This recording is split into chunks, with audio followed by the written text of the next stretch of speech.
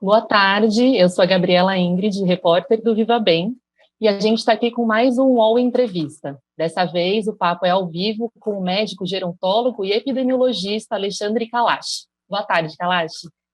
Boa tarde, Gabriela. Prazer estar aqui. Obrigado pelo convite. Imagina. Gente, hoje o papo é sobre vacina e futuro pós-pandemia, entre outros assuntos aí no meio. E hoje, Kalash, eu queria começar com a gente falando assim, a gente está, na verdade, falando muito sobre medicamentos e sobre vacinas que vão ser testadas aqui no Brasil e testes de medicamentos. E eu sei que os dois são muito importantes nesse momento de pandemia. Mas qual seria a estratégia mais eficiente contra o vírus? Você acha que o primeiro que a gente descobrir melhor? Seria fantástico se a gente tivesse aquela pílula mágica e pudesse, de repente, descobrir o medicamento que vai dar certo. Não está com muito jeito. Vamos testando, vamos tentando descobrir. E a vacina é o sonho de consumo. Nós temos cerca de 100 vacinas por diferentes grupos, laboratórios em diferentes países sendo testados, sendo desenvolvidos. Vamos torcer o dedo para que isso dê certo e que seja rápido. Mas o tempo médio para desenvolver uma vacina é de 6, 8, 10 anos. Nós estamos aqui na linha de corrida. Nós estamos aqui, não é brincando de corrida de 100 metros. Essa maratona, aliás, tem que virar uma corrida de 100 metros para a gente poder chegar bem lá no final. Mas não vai ser rápido, não. E se a gente chega nesse final, se a gente descobre ou o medicamento ou a vacina, a gente vai poder respirar aliviado? Você acha que a pandemia acabou assim que a vacina surgir? Não. Não acabou, primeiro porque a gente está lidando com um vírus que é um matreiro. Ele é danado, né? E a gente não sabe como é que ele vai se comportar, se vai ter variações, se de repente ele muda de configuração. A gente não sabe se aquela vacina que começou dando certo, de repente o vírus nos espera à espreita. A gente não sabe se essas modificações todas vão dar certo. E uma coisa importante, o que a gente está aprendendo com a imunologia do coronavírus 19 é que ele é traiçoeiro também. Você tem pessoas que são infectadas, que testam positivos, que depois de 4, 5 semanas não têm anticorpos. Então, a gente está lidando com uma entidade nova que não se comporta como a norma que a gente poderia esperar. Isso é preocupante, porque se pessoas que foram definitivamente infectadas e testaram positivo, e que depois de um mês é como se nada tivesse acontecido na sua memória imunológica, será que uma vacina vai ser mais sofisticada que o próprio vírus para conferir essa imunidade a longo prazo, que é o que a gente deseja? Ninguém vai ficar vacinando a população todo mês com uma vacina e uma cepa diferente, até porque nós temos que produzir bilhões de doses. Existe toda uma logística por trás disso. Nós temos que encontrar uma vacina que seja eficaz, que se prove eficaz. Depois nós vamos ter que, depois de todas as testagens que levam tempo, não há curto-circuito, mesmo que a gente possa comprimir e fazer o mais rápido possível, mas depois a gente vai ter que observar qual é o comportamento dessa vacina, da resposta nossa, humanos, e verificar a longo prazo se deu certo, se não deu certo. O que a gente tem visto é que a previsão, pelo menos dessas vacinas que a gente está falando de Oxford, né, a chinesa, eles falam que a previsão é que elas cheguem nos seus respectivos países, pelo menos no primeiro semestre do ano que vem. Você acha que chega também por aqui? A gente pensando, você falou, né, em bilhões de doses, em prioridades diplomáticas e políticas. Você acha que o Brasil tem prioridade? Eu vou pegar aqui a minha bolinha de cristal para ver se eu consigo responder. Porque, veja, há muitas variáveis, inclusive políticas.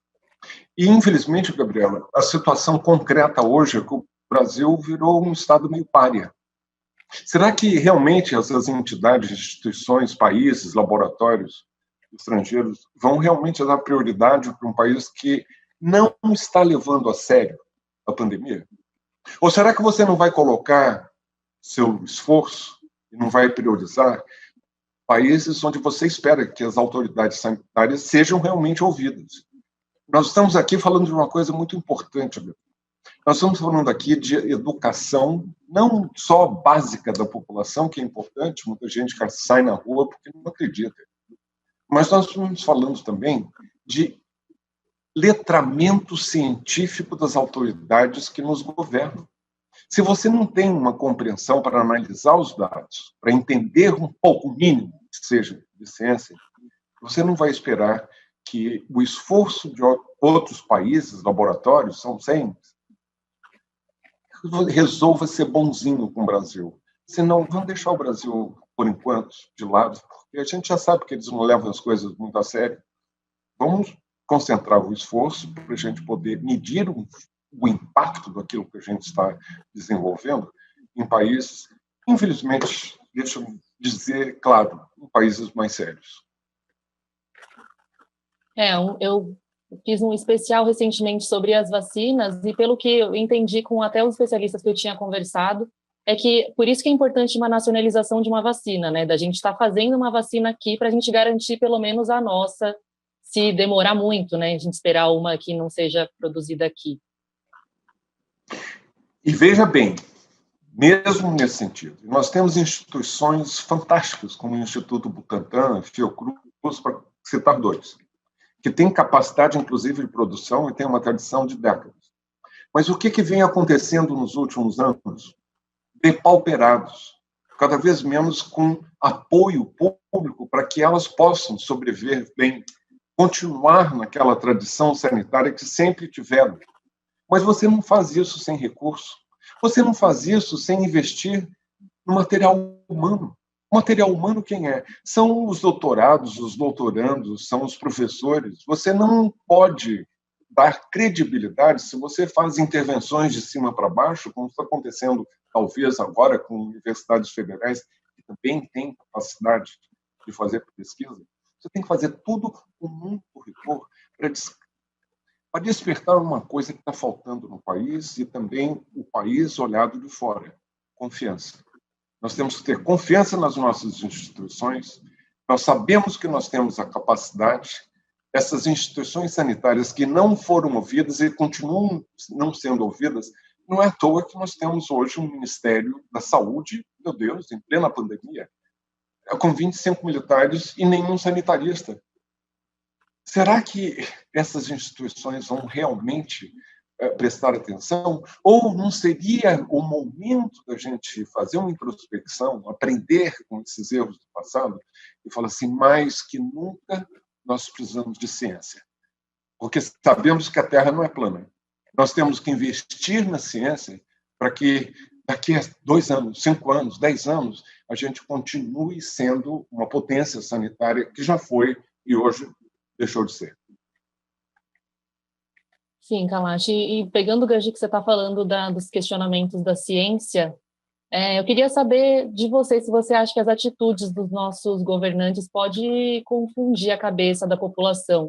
Alguns políticos têm pregado que o número de mortes está sendo inflado e o presidente até mesmo incentivou que as pessoas invadam os hospitais para verificar se os leitos estão mesmo ocupados. Como é que fica a cabeça da população nisso? A gente acaba tendo problemas no enfrentamento da doença por causa dessas, né, essas não estou acreditando em dados, não acredito em números, não acredito na ciência. Gabriela, você começou a pergunta perguntando se será que pode confundir? Já está confundindo há bastante tempo. É impossível que a gente possa colocar um país em que uma autoridade diz uma coisa. Depois, se aquela autoridade diz alguma coisa que o presidente não gostou, a gente tira para fora. Aí aponta outro, vem outra autoridade e tem que falar de cloroquina. Meu Deus, os países que já conquistaram e saíram dessa fase dramática que nós ainda estamos, de crescimento exponencial, ninguém usou cloroquina. Mas existe essa crença, que a cloroquina passa a ser uma coisa ideológica. Você não tem atitudes médicas com base em atitudes ideológicas. Quando a sua avó estiver doente, você não vai perguntar para o médico de direita ou o médico da direita, da esquerda ou o médico do centrão o que eu devo fazer. Você vai buscar evidência científica. Esse rigor é absoluto. E se você não o fizer, dado que nós temos uma desigualdade brutal no país, em todos os sentidos, desde moradia, de nível educacional, de recursos, de se sentir protegido, obviamente que essa população fica desesperada, não tem comida na prateleira, essa população vai, com boas razões, ficar confusa, e isso se traduz nessa, desculpa a palavra, não tem outra, uma bagunça. Um prefeito diz uma coisa, o governo outra, e o Ministério da Saúde não parece ter diretivas. Quando nós temos reuniões de ministério, a última dessa semana foi bem comportada, porque todos sabiam que estavam sendo vistos, né? Atenção, sorriso para a câmera, porque você está sendo filmado, mas não é bem assim que eles se comportam. Nós precisávamos que aqueles todos os ministérios discutissem o problema de hoje no país. Esse problema chama-se uma pandemia. E quanto mais ela durar, maior será o estrago na economia. Isso também é evidência, isso também é ciência, ciências políticas, de mostrar, e econômicas, de mostrar que um país que fica prolongando, ao invés de nossos irmãos fraternos, queridos, Portugal, eu estava lá quando tudo começou, uma ministra da Saúde com autoridade, pegando todos os espectros políticos, orientou o país. E é até interessante, Gabriela, porque tem aqui uma lição de gênero. Os países que melhor lidaram com tudo que a gente está descrevendo e que estão saindo e a economia voltando, com cuidado, com atenção, são países que são liderados por mulheres. Da Islândia, Noruega, Finlândia, Taiwan, Alemanha e a Nova Zelândia, que é talvez a menina dos olhos no momento. Eu poderia falar um pouco mais sobre isso, é um país que eu tenho grande intimidade, dupla residência, visitei muitas vezes, fiz sabático lá. Se você quiser, eu falo um pouco mais qual é a minha percepção de por que a Nova Zelândia deu certo. Não, pode falar. Eu inclusive, tenho ouvido muito nessa comparação de por que aqui não funciona e, por exemplo, na Nova Zelândia funciona. É isso, são países com culturas diferentes, mas como que a gente pode comparar? Por que lá deu certo, né? E aqui a gente está nesse caos? Primeiro, é preciso ver que são países muito distintos. Isso aqui é um país continental. Nova Zelândia é um país pequenininho,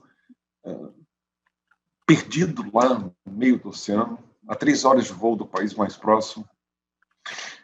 Mas um país que tem uma densidade demográfica muito baixa. As pessoas moram, claro, Auckland é uma zona metropolitana, mas, no geral, a população vive muito espalhada. O contato social não é íntimo. Também não é uma cultura muito de abraços, de beijos, de demonstrações de afeto físico. Isso também ajuda.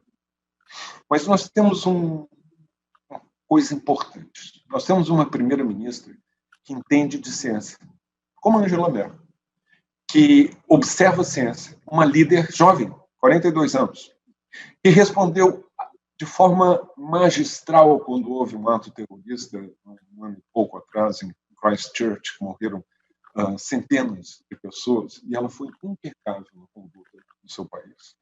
Ela consegue chegar com a sua voz de autoridade e ser respeitada. Essa palavra é muito importante. É o respeito e a confiança. Confiança. Não é só a confiança no governo, é a confiança entre as pessoas. Na Nova Zelândia, você, para fazer uma compra nos lugares, você para numa venda que não tem ninguém te assistindo, você escolhe o que você quer, pesa, calcula o preço e bota o dinheiro numa caixinha, que chama caixa da honestidade, honest box. Olha que legal. Ninguém rouba um brócolis e ninguém rouba a caixa onde está o dinheiro. Essa confiança mútua faz com que, quando eles entraram em quarentena, entraram para valer. E assim foram.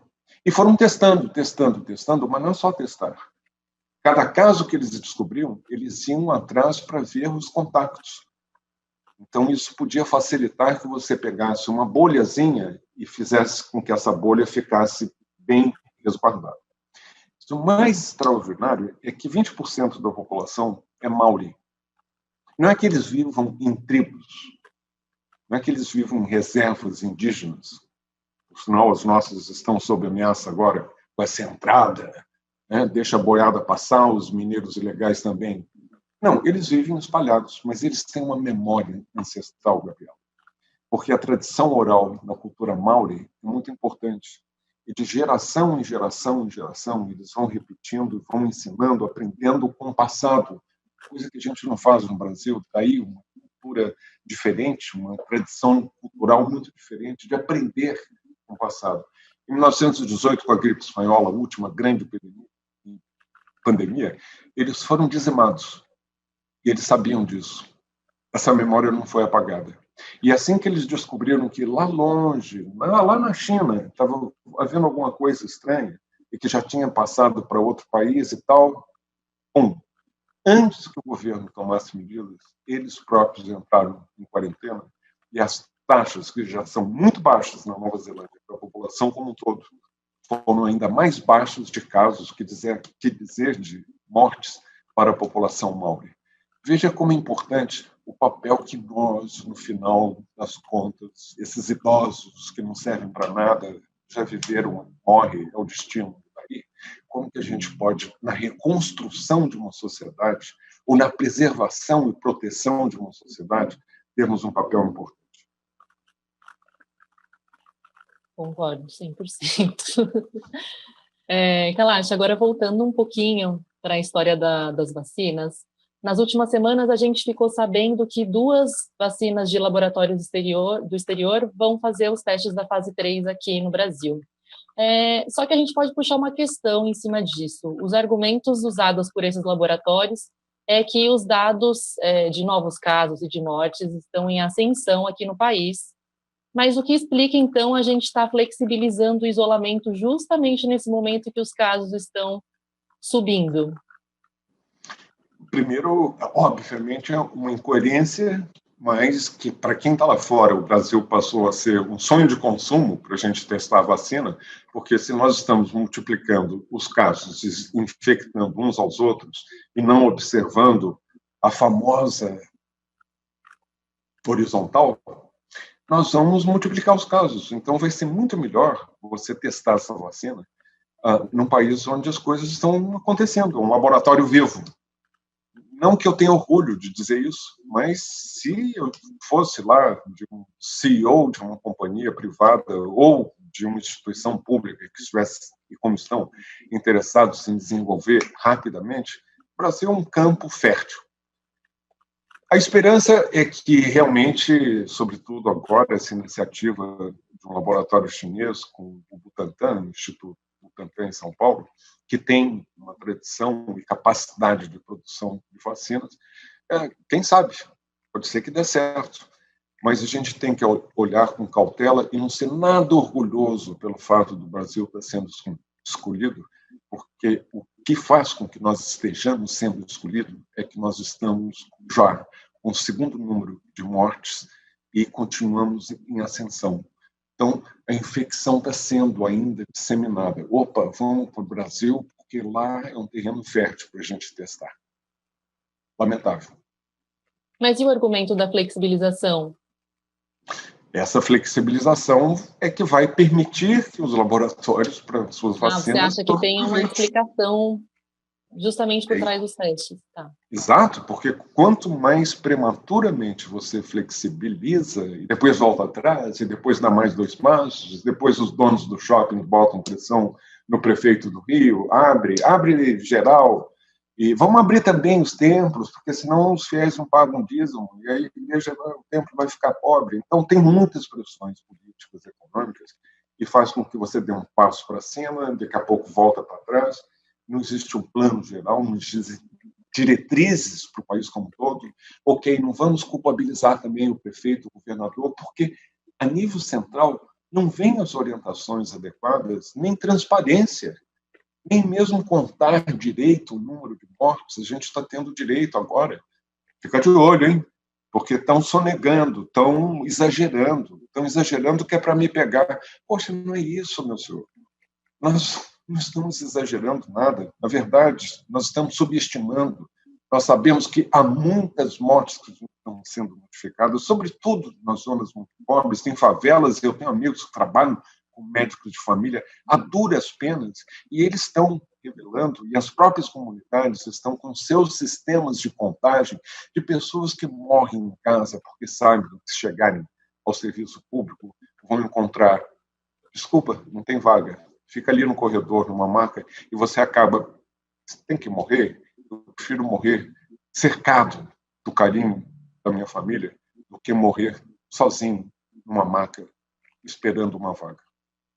Você veja, Gabriela, que terrível, é terrível. Eu estava falando antes de confiança, com essa palavra crucial, que a gente deu outro 7-1. O 7-1 foi vergonhoso na Copa do Mundo, mas 7-1 na Copa do Mundo, nós estamos falando de futebol, aqui a gente está falando de vida. Construíram 7 hospitais aqui no Rio de Janeiro, onde eu moro. Um está funcionando, é 7-1. Nós estamos jogando com vida, nós estamos desviando recursos preciosos para disseminar, para aumentar o poder do governo de fazer propaganda, tirando da Bolsa Família. Nós estamos tirando o dinheiro de suado. Governadores do Nordeste compram respiradores que não chegam, mas aí se repete em Santa Catarina, no Rio de Janeiro, por aí afora. Nós estamos construindo estruturas físicas, caras, que não vão servir para nada depois, em vez de aproveitar os espaços ociosos que, aqui no Rio, muitos hospitais que estão fechados ou semi-fechados, com alas inteiras. Então, em vez de ocupá-las, equipá-las, e que depois poderiam servir para continuar sendo um equipamento de serviço, mas isso não dá dinheiro, não dá oportunidade para a corrupção. Eu acho espantoso que as pessoas possam ser tão perversas que, numa hora dessas, se aproveitem para tirar dinheiro que mata. Esse dinheiro que falta mata. E, ao mesmo tempo, não proteger aqueles que mais precisam, porque a gente sabe também que esse plano econômico, de repente, o ministro da Fazenda descobriu que tem mais de 40 milhões de pessoas muito pobres. Você não sabia disso, Gabriel? Será que foi necessário que a Covid escancarasse mazelas que ela não forjou, apenas descancarou? Será que a gente conseguiu passar por tanto tempo totalmente insensível no país que está na fila de frente da desigualdade social? Desigualdade social essa que já matava, que está matando, e aí a minha esperança de que a gente alguma coisa aproveite e aprenda para não voltar ao normal, porque o normal de ontem era parte do problema.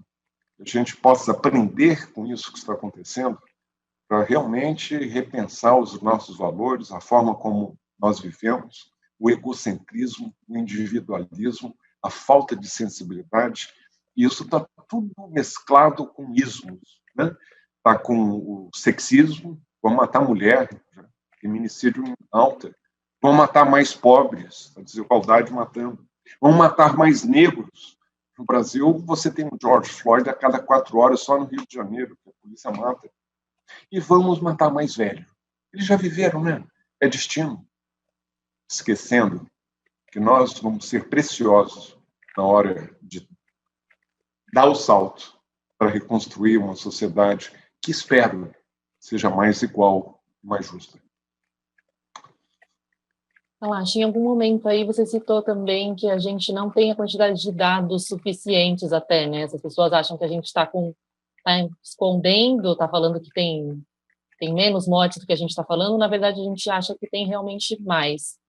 Você acha que a testagem em massa, se colocada em prática, faria mais sentido a gente dizer se está na hora de abrir comércios, de não abrir, ou ainda é realmente cedo até para pensar em testagem em massa e, obviamente, em reabrir? Testagem em massa é o que fornece um indicador fundamental. A como estamos? Se nós estamos subestimando, em vez de 2% da população serem 7 ou 8 que já foi infectada, é um erro brutal, 3, 4 vezes mais. Só testando com rigor e uma amostragem muito maior, a gente vai saber. Se a gente não sabe disso, qualquer medida pode ser precipitada. Segundo, a gente está falando de um país continental. A situação de Santa Catarina é uma. A de Manaus, ou de Recife, ou de Fortaleza, ou do Rio, é outra. A situação em São Paulo, zona metropolitana, é outra. De repente, o que está eclodindo é Presidente Prudente, é Ribeirão Preto. Foi se interiorizando. E quando isso chega em comunidades ou municípios pobres que estão distantes de qualquer centro médico com facilidades de centro de tratamento intensivo, você coloca aquela população sob um imenso risco. Então, nós temos que observar, sim, as diferenças regionais, e a única forma de você monitorar é colocar o dedo que o clínico coloca no pulso. Você monitorar, você medir para ver. Mas quando você resolver o problema quebrando o termômetro que vai medir a temperatura, você fica cego. E aí é só pela crença. De novo, eu dizendo, sem observar a ciência e sem ter os indicadores que nos guiem. São essas balizes é que vão poder nos guiar para saber. Não há dúvida de que eu estou agora generalizando, pode ser que a gente tenha pequenos bolsões que pode flexibilizar, mas o que a gente está vendo é que nós vamos prolongar a agonia da pandemia por muito mais tempo, por estarmos flexibilizando cedo e por não termos tido a disciplina em março, em abril, para não ter sido aquela bagunça geral. As próprias autoridades, em vez de servirem de exemplos, indo para as lanchonetes, conglomerando pessoas para comer cachorro-quente. Agora, voltando um pouquinho para a história das vacinas, você acha que ela vai, se ela ficar disponível em breve, né? Você acha que ela vai entrar pelo SUS ou só uma parte da população vai ter acesso a ela? E eu também queria saber se você acha que os idosos e o grupo de risco vai estar no topo da fila e da lista para receber essa vacina. SUS. Você falou em SUS. Palavra mágica, Gabriel. Não fosse o SUS que foi dilapidado, que estava sucateado, que não recebeu nos últimos anos o que deveria, que não houve em 2017 um decreto para que se congelassem as coisas mais importantes para um país emergente, que agora está subemergente, em vez de crescer, está indo para baixo, porque são as duas coisas básicas, educação e saúde. O SUS é precioso para nós. E agora as autoridades começaram a perceber isso. O atual general, ministro interino, outro dia estava dando uma declaração que tinha a bandeira do Brasil, metade da boca, e do outro lado, o SUS. Descobriram que o SUS é importante. Nós já sabíamos disso há muito tempo. E é o SUS, apesar de todas as mazelas, que tem quadros, médicos, enfermeiros, nutricionistas, as pessoas que trabalham lá a duras penas no centro de saúde, são os heróis, sem equipamentos para se protegerem, mas eles continuam na sua missão. São esses equipamentos e os seus heróis por detrás é que estão salvando as lavouras. Nós não tivéssemos o SUS, nós estaríamos matando, por conta da desigualdade brutal no Brasil, muito mais pessoas. Essa é uma lição que eu espero que a gente possa sair dessa pandemia com vigor e entusiasmo, e sempre relembrando uma coisa. Quando há uma crise, há uma oportunidade. Quando houve a crise dramática, os horrores da Segunda Guerra Mundial, foi o que permitiu que o Reino Unido pudesse ter o consenso político de criar o Sistema Nacional da Saúde, em 1948, no qual o nosso SUS está baseado. Se não tivesse havido aquele horror, nunca esse consenso foi uma oportunidade histórica. Aquele consenso político não teria havido. Pode ser que depois da pandemia haja um consenso político de que o SUS é absolutamente indispensável. Sobretudo para esse grupo que você chama a atenção dos idosos. Porque 85% dos idosos brasileiros dependem única e exclusivamente do SUS, porque não tem plano de saúde. Na hora que isso tudo chegar, se nós chegarmos a essa vacina, seja no início do próximo ano, seja quando for, e se nós tivermos uma política de quem paga está na frente, quando um transatlântico começa a afundar, você não tem nenhum conforto de estar na cabine de primeira classe. Você afunda junto. Porque você vai lá no topo da pirâmide socioeconômica vacinar, mas o vírus vai continuar agraçando. E se ele continuar agraçando, a nossa economia vai continuar dando voo de galinha. E vai ficar se arrastando, e os próprios que estão agora vacinados não vão poder nem ter aqueles que os sirvam e que lhes deem lucro. Nós estamos todos juntos. Essa é a palavra central para vencer uma pandemia. Alberto Camus já escreveu isso no Plague, um dos seus caráteres principais, a peste. Diz muito claro, a única forma de você controlar uma pandemia é através da decência. Isso se aplica ao agora e ao pós-pandemia. Então, aproveitando que a gente falou de idoso, pensando agora no presente, como que a gente pode diminuir os impactos do isolamento em quem tem mais de 60, 70 anos? Principalmente os que moram sozinhos. Nós temos vários grupos de idosos, né? A gente bota todo mundo, os idosos. Eu sou um idoso privilegiado que moro no espaço. Para mim não é grande esforço, embora eu esteja só.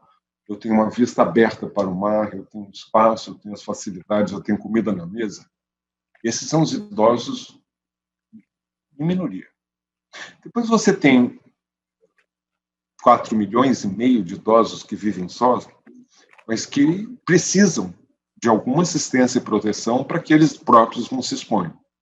Isso não está vendo. Não há uma política voltada, orientada, e não há a sociedade civil sendo desrespeitada, porque o Conselho Nacional de Direito das Pessoas Idosas, naquele Ministério lá da Família de Direitos, né, não tem um plano que se ofereça para que proteja esses muito vulneráveis. Depois você tem idosos, casais, que um cuida do outro. Quando um falha, quando um fica doente, quando um desaparece, você tem mais uma pessoa muito debilitada, vivendo um luto muito doloroso. E é preciso a gente falar de luto. Nós estamos vivendo um luto coletivo. Não é só o luto da pessoa que perca a vida de uma pessoa amada, é o luto de perder o emprego, do medo de perder o emprego, do como será esse amanhã. Então, esses casais formam outro grupo. Depois você tem os idosos que vivem com as famílias. Que bom que a família mora junto. Muitas vezes em condições em que você tem 2, 3 pessoas morando, vivendo, dormindo no mesmo aposento, não tem uma sala comum. A sala comum numa favela é a rua. Então, obviamente, esses vão ser contaminados na hora que você quebra e na hora em que você permite que aquele isolamento horizontal desapareça. Então, afinal, você tem os espaços que vivem institucionalizados. Esse é um grupo de muito alto risco. E tampouco o governo apresentou um plano para proteger essas 300 mil pessoas. Nenhum país pode se chamar civilizado se não protege aqueles que são os mais frágeis. Foi necessário a Carla Giacomini, uma brilhante médica geriatra com grande liderança, que já havia sido presidente do Conselho Nacional dos Idosos, com a sua liderança, conclamar o país inteiro, do sul ao norte, e fazer com que essas pessoas pudessem, com suas expertises, com seu conhecimento, desde administração, geriatras e enfermagem, pudesse apresentar um plano e cartilhas que agora, mesmo aquelas residências clandestinas, pequenas, existem. Não adianta tapar o sol com a peneira. Existem. E lá dentro existem pessoas que estão muito vulneráveis e que precisam ser protegidas. Então, é a sociedade civil. Mas essa sociedade civil tem que ser ouvida. E quando ouvida, ser com base em dados empíricos, colocada em prática. Então, nós estamos numa situação muito precária. As pessoas idosas estão sob risco.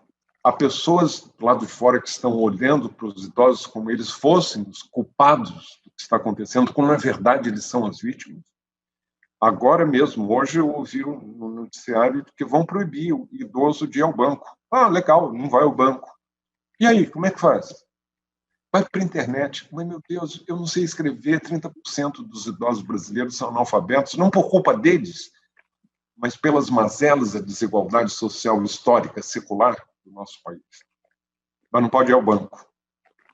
Então, é quase como fique em casa, sofra, calado, e se faltar comida, não ouse também pegar a sua pensãozinha. Esquecendo uma coisa, hein? Que os 20% dos lares no Brasil onde existe um idoso são os lares mais protegidos contra a pobreza absoluta, porque a única fonte regular que entra no final do mês é aquela pensãozinha. E quando aquele idoso morre, está morrendo junto a renda de toda uma família. Preservar o idoso, gente, é de interesse para todos, para a sociedade, porque quando ele morre, aquela família mergulha na pobreza absoluta. Relaxa, você até citou em algum momento aí sobre o nosso novo normal, talvez não novo, porque antes a gente não sabia o que era normal, né? O que é o normal antes da pandemia e o que vai ser esse novo. Mas você acha que alguma coisa vai mudar depois disso tudo? Você está falando da gente que as pessoas têm que ouvir mais, têm que prestar mais atenção nos idosos, em quem é mais frágil, né? Não só o governo, mas a gente também. Mas você acha que vai mudar alguma coisa? Você acha que a gente vai mudar desde o sentido de usar máscara para tudo quanto é lugar, ou mudar nossas relações, ligar mais para a avó? E agora eu vou fazer duas coisas, né? Primeiro eu vou torcer os dedos para que sim, que mude. Segundo, pegar minha bolinha de cristal. Porque eu espero que sim. Eu sempre fui um otimista. Eu, quando decidi trabalhar em envelhecimento aos 45 anos, me deu um estalo, meu Deus, que precioso, que preciosidade você poder ouvir a voz das pessoas idosas e como essa voz pode ficar calada e silenciada pela urbanização, o aumento da tecnologia, o saber e a experiência daquele idoso na sociedade tradicional de olhar para cima e falar assim, amanhã vai chover, está na hora de fazer a coleta, eu sei como cavar, eu sei como fazer um parafuso, porque aprendi com meu bisavô. Isso tudo, claro, desapareceu. Foram dadas oportunidades para que essas pessoas, à medida que envelhecessem, pudessem realmente acompanhar a tecnologia com educação permanente ao longo da vida? Não. Estão sendo dadas oportunidades para que essas pessoas se protejam do ponto de vista de saúde? Não. No Brasil, envelhece-se cedo e mal. Aos 45 anos, você já tem as mazelas que ninguém espera na Suécia ter aos 80. Já está com hipertensão, com problema cardiovascular, com diabetes, e acaba alto risco para morrer de Covid. Em várias regiões do Brasil, 30% dos que morrem são jovens, antes dos 60. Não são mais jovens. Do ponto de vista biológico, de indicadores, essas pessoas já são idosas. Idosas que envelheceram precocemente e mal. Nós vamos ter que rever tudo isso. E eu já lhe disse, Gabriela, eu tenho esperança de que esse seja um sinal de alarme. Acordem e comecem a consertar já. Aquela mantra do Facebook, que de uma forma insidiosa foi penetrando na cultura ocidental, em inglês o move fast and break things. Mova-se rápido, vá quebrando as coisas à sua volta, ruptura, não importa, não tome muita atenção do que está em volta. É parte do problema. É o normal de 2019 ao qual nós não queremos voltar. Eu acho que a gente vai ter que sair disso tudo, aprendendo a se mover mais calmamente, mais devagar, com mais cuidado, consertando as coisas às nossas voltas. De novo, o idoso vai ter um papel muito importante nisso. E se nós não aprendermos dessa vez, não se assuste se na próxima pandemia o estrago for maior. E aí nós vamos ter outras pandemias. A forma como o ontem, aquele normal de ontem, estava tratando o meio ambiente, o aquecimento global, desflorestar as florestas, não respeitar o mar, isso tudo faz com que esses vírus que estão ali, aparentemente 1.800.000 só na Amazônia, eles vão aproveitar o nosso descuido, e vão de novo dizer para a espécie humana: tomem cuidado, porque o nosso compromisso como planeta não é com a espécie humana, é com a vida como um todo. Relaxa, eu volto para aquela história que a gente estava comparando com a Nova Zelândia. Agora você falou, inclusive, que no Brasil a gente envelhece antes. A gente estava até na redação um tempo atrás comentando sobre isso, porque aqui o nosso padrão de idade de quem morre por Covid é mais jovem do que na Espanha ou na Itália, por exemplo. E a gente ficou pensando, por que é que isso acontece? Talvez é porque a gente já fosse doente, e a gente não sabia, ou é porque a gente se preocupa mais em limpar o salgadinho do que estar comendo o salgadinho em si. Queria saber sua opinião. De novo, são as desigualdades sociais, são os determinantes sociais da saúde. Você, desde o início da vida, não teve oportunidades. Nós vivemos num país que 50% da população não tem esgoto, que 30 milhões não têm abastecimento d'água, que a educação pública está a calamidade. Nós estamos em 50 países, número 48 indicadores de aproveitamento escolar. Nós não estamos formando e cuidando do capital humano. Essas mesmas pessoas estão submetidas a uma violência brutal. Nós somos um país que tem muito pouco apreço pela vida. Nós conseguimos matar mais de 50 mil pessoas por ano e desaparecer com um corpo de 70 mil, porque são desaparecidos. Não, ninguém desaparece, é o teu corpo que desaparece, estão nos cemitérios clandestinos. Você soma tudo isso e você vai ter 120 mil pessoas mortas ou desaparecidas a cada ano. Em uma década, você tem 1.200.000. Que vida barata, pouco apreciada. Mas quem é que morre? São as pessoas muito pobres, são sobretudo os negros. Eu disse antes, nós temos um George Floyd a cada 4 horas e não provoca nenhuma grande comoção. Então, nesse contexto, você vai crescendo, você não tem as oportunidades, você não aprende ciências, você tem descuido com a cultura e o respeito, você tem famílias fragmentadas, o Estado dizendo a família que tem que cuidar. Não, não é a família que tem que cuidar.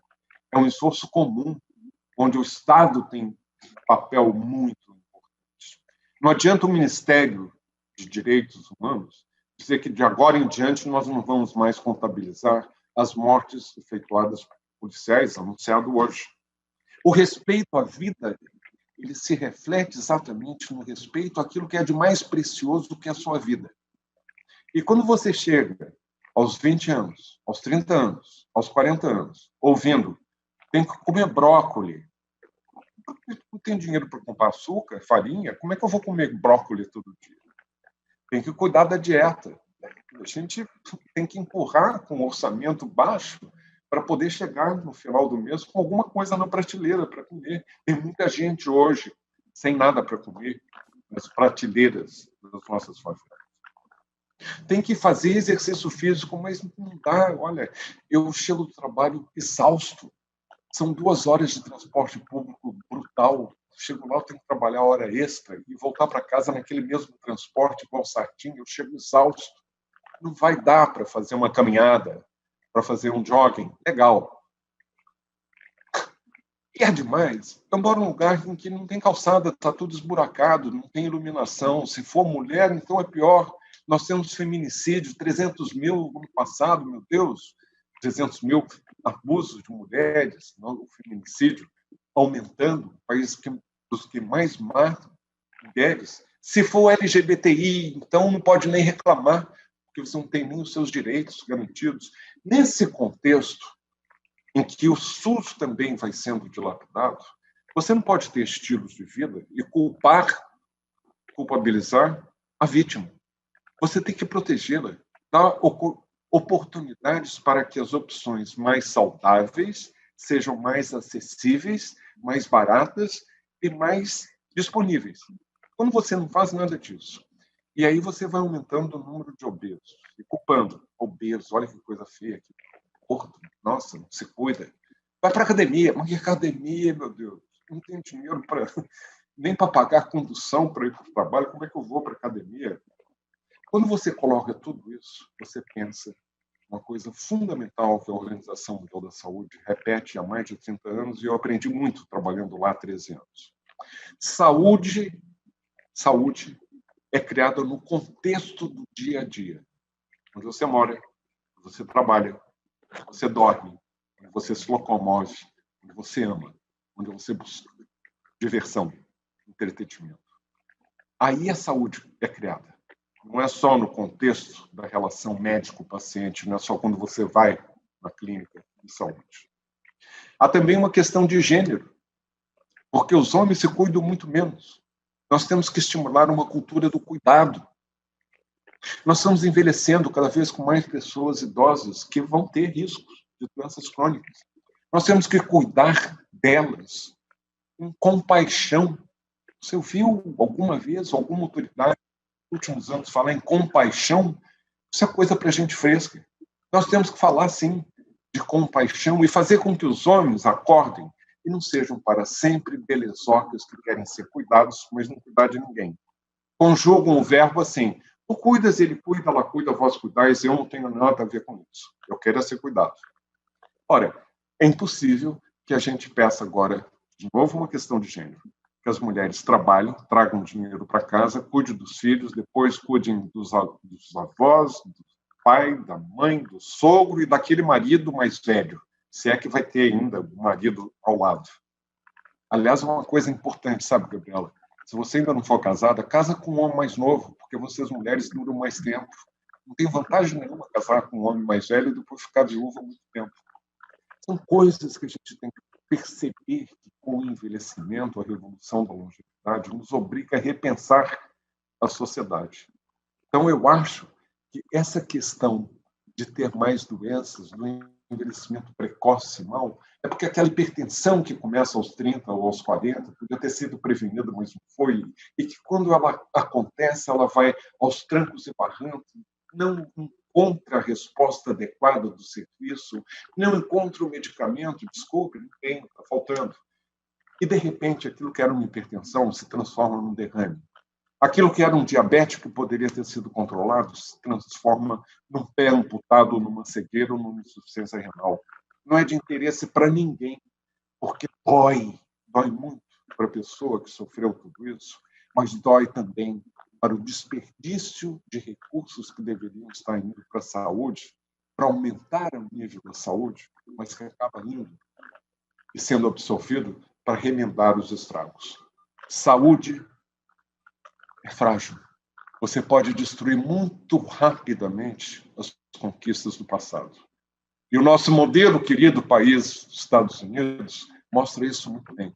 Com a desigualdade que eles têm, matando 4 vezes mais negros do que os brancos pela Covid, não é só pela violência policial.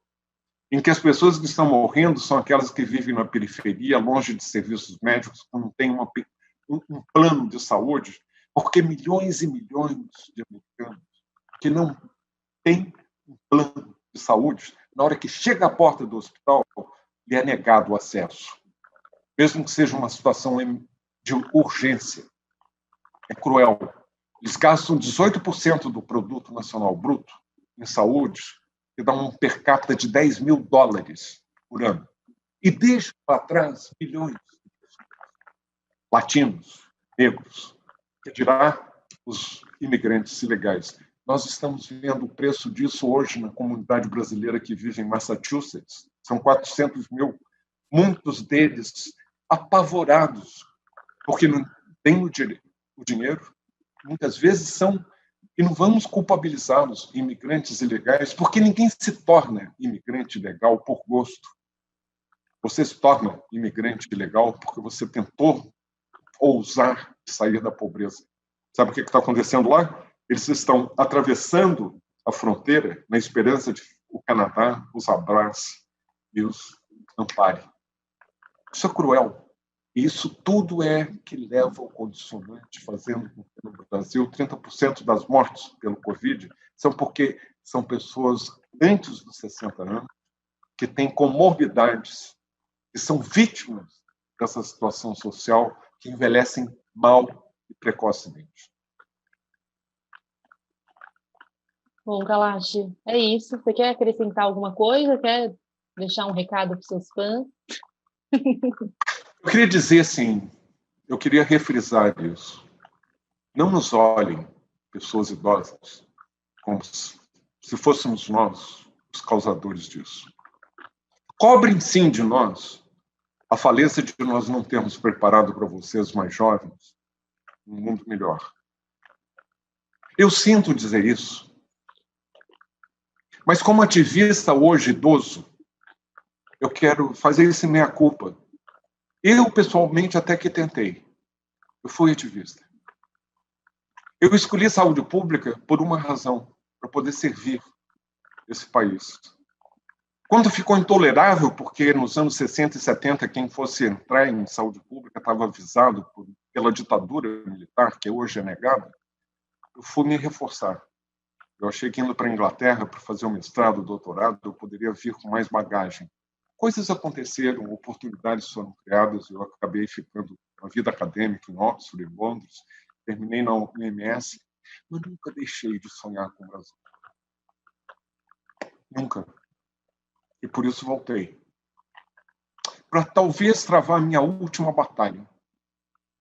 Porque se a minha voz de idoso não depende de emprego, que tenho assegurado uma renda básica, se a minha voz não puder ser pronunciada e ouvida, quem poderá?